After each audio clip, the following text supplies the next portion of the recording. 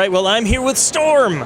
So, Storm, tell me a little bit about this outfit. Now, you assembled this yourself, right? Yes, I took bits and pieces, the pants and the vest, they're all separate pieces, and I just kind of mix and match them to try to fit the character as close as possible.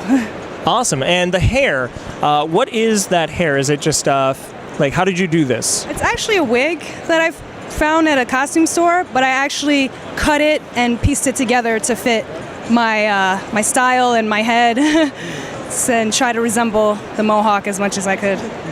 And now, were there any issues you had with cutting up a wig? Like, have you ever done that before? Or? It was my first time, and I was having a lot of trouble with it, trying to fit it to my head.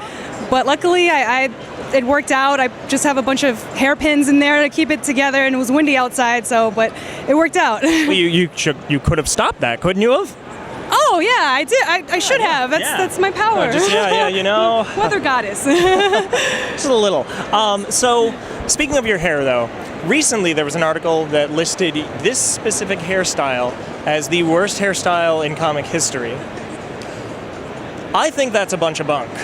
Because I don't want to swear on camera. Right. But what do you think? Do you think that that's apt? Do you think that this is, like, what are your thoughts?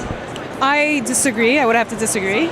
I can't really say what I think is the worst hairstyle in comics, but I mean, I totally love it. I mean, that's why I picked it. I chose it because it was different. I love classic Storm. I love that look as well. But I thought, this is a little more unique. And so, and this is kind of her bad stage period where she took over as leader of the X-Men, and also in the animated series she's in the future with this hairstyle. So yeah, it's a bunch of different ways of looking at it, I guess. But I also read that it started off as a joke, like the writers kind of just took the hairstyle as a joke, but then everyone ran with it, and so it stuck. So Marvel liked it. See, because it's awesome. I think it's awesome. Now the question we're asking everyone is, do you have a "it could only happen in New York" moment?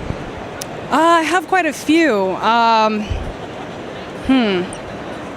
gonna say recently, a few months ago, I went to a comedy show with a friend that was out of town. She came visit, and we saw the comics, and they were really fun and really funny guys. And then afterwards, we ended up taking the train back uptown, and we bumped into them. And there were a lot of, there were a bunch of local comics, and I was not expecting to bump into them. I thought maybe they would take a cab or live elsewhere outside the city, but they actually live in the city. They're on their way to Astoria, and they saw us and noticed us and said, "Hey, you guys are following us. What are you guys doing? Like, the comic show is over."